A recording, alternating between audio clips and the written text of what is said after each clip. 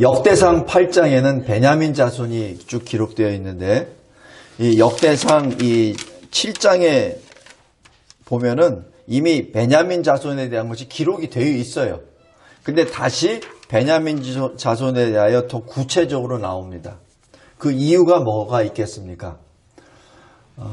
하나님의 역사죠. 그런데 이 베냐민 이 자손이 이렇게 쭉 나열이 된다는 얘기는 지금 이게 바벨론에서 귀환한 자들 중에 베냐민의 자손이 많다는 것을 의미합니다. 그러니까 그 돌아온 자손들이 계속해서 자기 조상들에 대해서 말을 하죠. 그러니까 그 분량이 많아질 수밖에 없습니다. 그 얘기는 믿음의 자손들이 많다는 얘기입니다. 그런데 이 베냐민 자손이 사사기 마지막 20장, 21장에 보면은 600명밖에 안 남아요. 제가 지난주에도 말씀드렸지만 여기 설교 요약 1번을 잘 보세요. 사사기 20장에 보면은 베냐민 자손이 나머지 11지파와 싸움을 합니다. 왜냐하면 이 베냐민 지파 속에 있는 그 기브아 사람 불량배가 섞여 있길래 이 11지파가 그 기브아 사람들을 전부 다 죽이라 그래요. 근데 그럴 수 없다 이렇게 나옵니다. 그러니까 그렇다면 너희들 지파를 다 없애야 되겠다 해가지고 11지파가 공격을 합니다. 그래서 지금 전쟁 상황이 어떻게 되냐면은 이스라엘이 총 40만 명이 공격을 합니다. 이때 베냐민 지파가 2만 6천 명, 기브아 사람 700명. 그러니까 2만 6,700명 대 40만이 싸우는 거예요. 전쟁이 되겠습니까? 안 되죠. 그래도 1차 전쟁에서는 베냐민이 이깁니다. 근데 워낙 많기 때문에 이 베냐민 지파는 나중에 완전히 전멸당합니다. 그래서 딱 600명만 남아요. 근데 그것도 다 쓸어버리려고 하다가 이스라엘 사람들이 만약에 이렇게 되면은 한 지파가 사라지기 때문에 이거는 하나님의 뜻이 아니다라고 해서 공격을 중지합니다. 그리고 이 가족까지 전부 다 죽여버렸기 때문에 이 600명의 지금 아내도 없어요. 그러니까 이 아내가 없다는 얘기는 600명으로 그냥 끝난다는 얘기입니다. 그래서 또 여자를 또 다시 다른 부족들을 통해서 또 만나게 합니다. 그것이 사사기 21장입니다. 참 슬픈 역사입니다. 그러니까 이 베냐민 지파는 그렇게 살아남은 지파예요. 굉장히 작은 지파가 되어버렸습니다. 그런데 우리가 여기 보면은 역대상 8장에 베냐민 지파가 다시 기록이 딱 돼 있다는 얘기는 작은 이 적은 수지만 그 베냐민 지파 내에 신앙이 계속해서 지금 승계가 됐다는 것을 여기서 알 수 있습니다. 그래서 잘 보세요. 민수기 1장, 2장에 나와 있는 20세 이상 싸울 만한 사람이 60만이잖아요. 그죠? 근데 지금 여기 이 포로에서 귀환한 사람이 4만 명 플러스입니다. 그러니까 도대체 몇 퍼센트가 돌아온 겁니까? 그런데 우리가 이 다윗과 솔로몬 시대를 하면은 그것보다 훨씬 60만이 아니라 훨씬 더 많아요. 근데 그 많은 사람들이 다 흩어져 버리고 이제 돌아온 사람은 4만여 명밖에 없습니다. 지금 여기 역대상 8장에 기록되어 있는 것은 베냐민 자손들이 많은 신앙의 유산을 가지고 이 역대상을 기록하는 이 기자에게 자료를 정확하게 준 거예요. 그러니까 계보가 계속 나온 겁니다. 성도 여러분, 우리 꼭 기억하실 것은 우리 자녀들에게, 자손들에게 신앙을 정확하게 전해줘야 됩니다. 나의 할아버지가 어떤 신앙을 가졌고, 그리고 아버지가 또 어머니가 그래서 너희는 이래야 된다라는 것을 분명히 전해줘야 됩니다. 너의 신앙의 계보가 어떻게 됐다는 것을 전해줘야 돼요. 그래야 자손들이 그 신앙의 계보를 가지고 또 나아갑니다. 자, 여기 한 가지 예를 볼게요. 8절 보십시오. 사하라임이라고 하는 사사시대에 사는 사람입니다. 근데 이 사하라임이 어디에 누구의 자손인지는 사실 몰라요. 근데 베냐민의 조상인 것은 분명합니다. 근데 여기서 오늘 주제 하나. 사하라임에게는 아내가 둘이 있었습니다. 후심과 바하라가 있습니다. 그런데 내쫓아 버립니다. 무슨 일인지는 몰라요. 그리고 새 아내를 맞이합니다. 모압 여자를 봤죠. 그러니까 이 신앙 안에서 만난 두 아내를 내쫓고 불신 결혼을 했다는 얘기입니다. 그래서 9절에 보면은 호데스라는 모압 여자와 결혼을 합니다. 그런데 이 호데스와 결혼해서 낳은 아들들이 요밥, 시비야, 메사, 말감 그리고 쭉 나옵니다. 그리고 이 사람들의 이름이 9절, 10절로 끝납니다. 그 얘기는 뭐예요?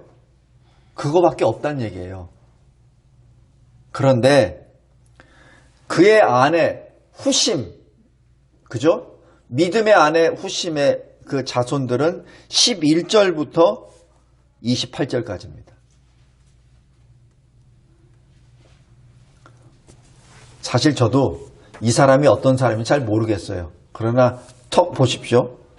불신 결혼한 사연에서 9절과 10절에 그 사람들만 나왔고 그 다음에 그 아내 원래 그 아내 후심과 결혼해서 11절부터 28절 실질적으로 이 베냐민의 자손들을 계속해서 신앙으로 연결됐다는 사실을 여기서 알 수 있습니다.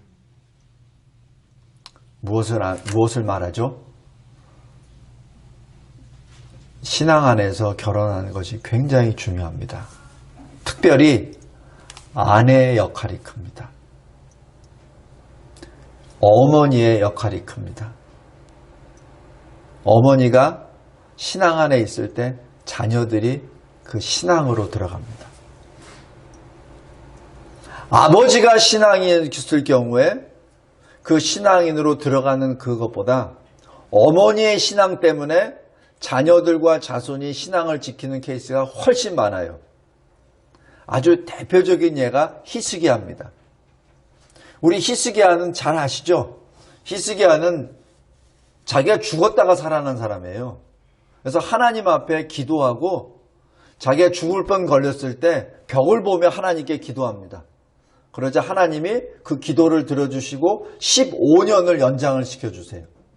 15년을 연장시켜 주신 상태에서 낳은 아들이 므낫세입니다. 근데 그 므낫세는 어떻게 됐죠? 히스기야가 행한 거 다 없애버립니다. 그리고 지금까지 패역했던 왕보다 더 패역한 모습으로 들어갑니다. 그래서 실질적으로 이 므낫세를 통해서 남유다가 멸망합니다. 모든 신앙의 그 종교 개혁했던 아버지가 세웠던 것 모든 것을 다 없애버립니다. 왜 그랬을까요? 아버지의 신앙만으로는 안 됩니다. 지금 여기 역대기와 그리고 열왕기, 이사야서에는 내용이 없어요. 이 므낫세의 어머니에 대한 이름만 나와 있지 내용은 없어요. 그런데 지금 유추해 보면은 지금 여호사밧이 그렇게 신실한 아버지인데 왕인데 왜 어떻게 아들이 그럴 수 있을까? 그 이유는 바로 어머니입니다.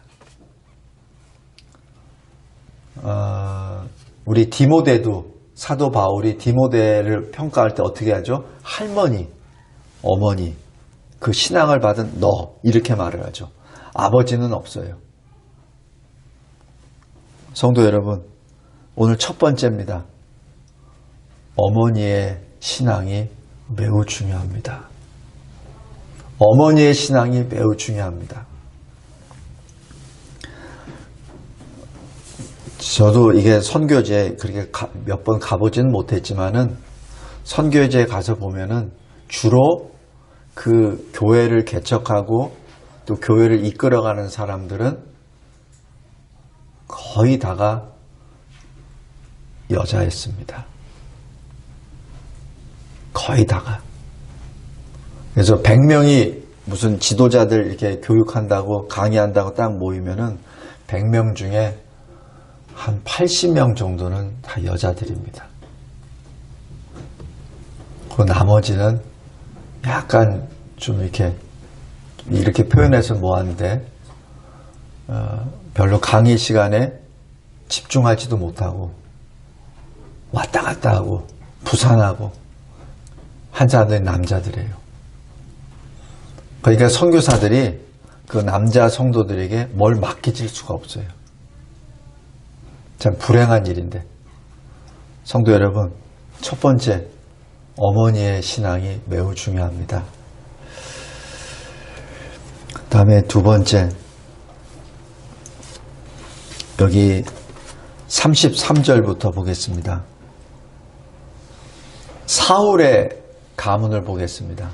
사울의 할아버지는 네리오, 아버지는 기스입니다. 그리고 사울이 또 요나단, 말기수와 아비나답, 에스바를 낳습니다. 실은 여기서 사울의 가문은 끝납니다. 왜냐하면 사울이 다윗을 죽이려고 자기 모든 것을 걸고 국력도 소모해버리고 그리고 하나님으로부터 떠나버리고, 그러니까 하나님도 사울을 사실 왕에서 내쫓아버리죠. 그러다 보니까 사울을 통한 어떤 가문은 사실 신앙 계보는 사라집니다. 그래서 여기 34절에 이 요나단이 등장합니다. 왜냐하면 요나단은 비록 사울과 같이 전장터에서 죽지만 그 신앙의 사람으로 남기 때문에 사울의 계보가 아니라 실질적인 것은 요나단의 계보가 됩니다.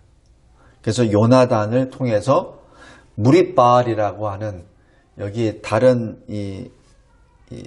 에서는 무비보셋이라고 이렇게 표현을 하죠. 근데 이 사람을 통해서 이 사울의 계보가 계속 이어져 내려갑니다. 여기서 무엇을 알 수 있습니까? 하나님의 사람의 그 계보에는 신앙의 각자의 차이가 있을 수 있어요. 근데 하나님은 신앙의 사람을 통하여 그 계보를 이어가십니다. 우리가 언뜻 보면은 왕이니까, 사울 왕이니까 해가지고 이렇게 들어가는데 그렇지 않아요. 하나님께서는 신앙의 사람을 통해서 계보를 정리하시고 계보를 이끌어 나가 주십니다. 그것이 두 번째입니다. 하나님은 분명히 이행하십니다. 그리고 하나님은 이룩하십니다. 그 증거가 뭐냐면은 우리 히브리서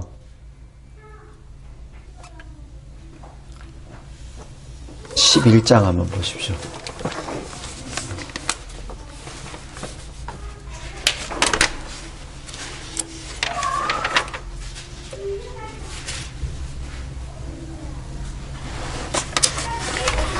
히브리서 11장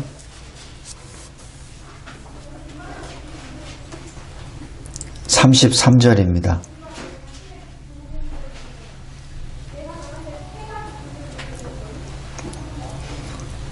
이 믿음의 선진들은 믿음으로 나라들을 이기도 하며 의의를 행하기도 합니다. 약속을 받기도 합니다. 그래서 그 약속을 통해서 하나님의 권능을 받고 다니엘처럼 사자들의 입들을 막기도 합니다. 40절에 이는 하나님이 우리를 위하여 더 좋은 것을 예비하셨은즉 우리가 아니면 그들로 온전함을 이루지 못하게 하려 하십니다 라고 기록합니다. 이러면서 이 믿음의 행진은 계속해서 진행이 됩니다. 하나님께서는 하나님을 찾는 자에게 역사하십니다. 그래서 이 베냐민 지파에 나중에 신약시대에 나오는 그런 인물이 나오죠. 믿음의 사람. 바울입니다. 내가 히브리인 중에 히브리인이요. 그리고 나는 베냐민 자손이다 라고 말하죠. 제가 서두에도 말씀드렸지만은 베냐민은 사실 멸절 직전에 600명만 남았었던 그 지파였습니다. 그런데 그 다음부터 하나님께서는 그 600명을 통하여 계속해서 그 언약의 끈을 이끌어 가 주십니다. 어떤 언약의 끈? 하나님이 세우신 12지파를 통해서 하나님이 나라를 세워나가시거든요. 가장 미천한 곳에서 사울을 세우고 이스라엘 나라를 세우게 하시고, 물론 사울이 나중에 믿음을 떠나버려서 그 자리에서 또 물러나지만은, 그러나 다윗이 이스라엘 나라를 세울 때 하나의 초석을 이루는 초대왕이 되죠. 그리고 그 사울의 이름을 받은 신약의 사울이 다메섹에서 부활의 주님을 만나시고 신약시대 교회를 세우는, 또 세계 선교를 감당하는 바울로 거듭나게 하시죠. 이게 하나님의 역사입니다. 성도 여러분, 하나님은 겸손한 자에게 은혜를 베푸시고 기쁨을 더하십니다. 하나님은 겸손한 자에게 자기 자신의 죄성을, 죄악을 인정하고 하나님 앞에 엎드린 자에게 하나님께서는 은혜를 베푸시고 기쁨을 더해 주십니다. 그리고 하나님은 하나님을 찾는 자에게 그의 입에 노래를 넣어 주십니다. 새 노래를 넣어 주세요. 그래서 하나님을 찾는 자가 하나님을 찬송하게 됩니다. 내가 어디에서 무슨 출신이 되었기 때문에, 어느 혈육에 있기 때문에 라고, 그것이 아니라 내가 하나님을 찾는 자가 문제입니다. 하나님을 찾는 자가 하나님을 찬송합니다. 역대기의 중심은 하나님 나라입니다. 역대기의 중심은 이 세상 나라의 중심이 아닙니다. 이 세상의 번영이 아닙니다. 역대기의 중심은 바로 하나님이 하나님의 사람을 통해서 이루어 나아가시는 하나님 나라의 역사입니다. 꼭 기억해 주시기 바랍니다. 마찬가지 역대기의 중심이 그렇다면 이 성경의 중심은 이 땅의 나라가 아니라 하나님 나라입니다. 주기도문 잘 보십시오. 하나님의 뜻이 하늘에서 이루어진 것 같이 이 땅에서도 이루어지게 하소서. 바로 그 말씀입니다. 그래서 하나님의 뜻이 하나님 나라에서 이루어지듯이 이 땅에서도 하나님의 나라가 이루어지기를 원하시는 것이 하나님의 마음입니다. 거기에 쓰임을 받는 저와 여러분이 되길 바랍니다. 그리고 특별히 여기 있는 우리 여자 성도들에게 제가 권면합니다. 자녀들에게 신앙교육을 온전하게 잘 시켜주시되 입술이 아니라 삶으로 설교해 주시기 바랍니다. 여러분의 삶이 그들에게 본이 되길 바랍니다. 그랬을 때 그들이 어딘가에서 여러분을 증거할 겁니다. 오늘 이 베냐민 자손들처럼 정확히는 알 수 없사오나 그러나 나의 어머니는, 나의 아버지는, 나의 할머니는 이러이러한 사람이었습니다. 이렇게 신앙을 지켜왔습니다. 그리고 나는 누굽니다. 라고 전하는 여러분의 자녀, 자손들이 되기를 바랍니다. 꼭 기억하시기 바랍니다. 우리는 연약해서 우리는 약간 옆으로 비틀거릴 수도 있습니다. 그러나 하나님은 분명하게 세우십니다. 하나님의 나라를 세우십니다. 저 천성에 하늘나라에 어린 양 생명책에 기록되어 있는 그 이름이 바로 오늘 역대상에 기록되어 있는 것처럼 기록될 것입니다. 그러나 하나님 나라를 위하여 헌신한 사람은 거기에 분명히 내용이 붙을 겁니다. 아마 이렇게 붙을 거예요. 여기 12절 보십시오.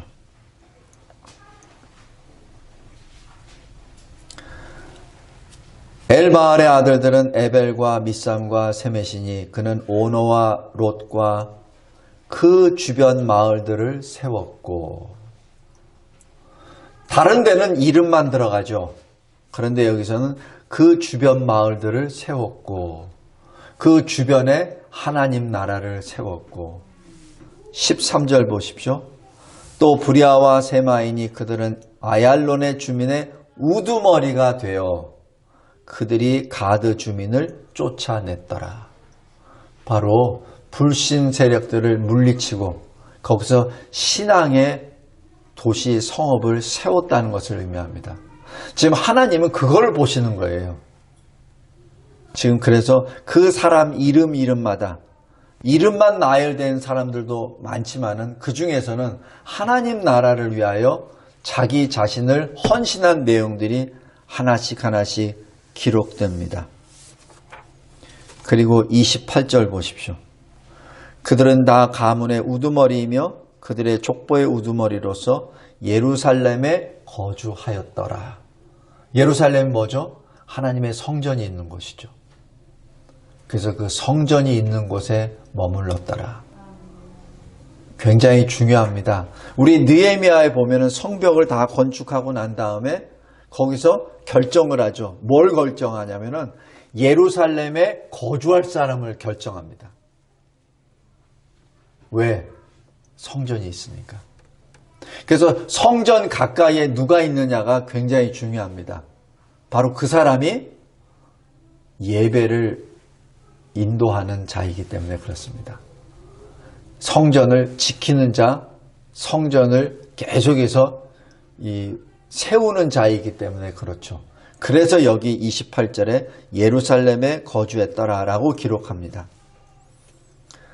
저와 여러분 다 하나님 앞에 이러한 주의 자녀, 주의 군사가 되기를 바랍니다. 기도하겠습니다. 하나님 감사합니다. 역대상 8장에 나오는 베냐민의 자손들, 그 수많은 사람들의 이름 우리는 잘 알 수 없사오나 그 가운데 하나님께서 변함없으신 그 신실하심의 역사, 언약의 역사가 일어남을 우리는 목도합니다. 우리 이 많은 사람들을 통해서 신약을 열었었던 바로 바울을 바라봅니다. 하나님, 저희들도 또한 그러한 주님의 자녀가 되게 하옵소서. 신앙의 깃발을 들고 우리 조상들의 그 믿음을 가지고 다시 우리 자손들에게 전함으로 하나님의 그 변함없으신 신실하신 언약의 파도가 우리 자손들에게 넘치게 하여 주옵소서. 하나님을 찬양하며 그리고 우리들의 이름이 그저 구원받은 자의 그냥 이름이 아니라 하나님 나라를 위하여 하나님이 기뻐하시는 일을 행했다는 그 사실이 기록되어 있는 그러한 하늘의 책이 되게 하옵소서. 예수 그리스도의 이름으로 기도드리옵나이다. 아멘.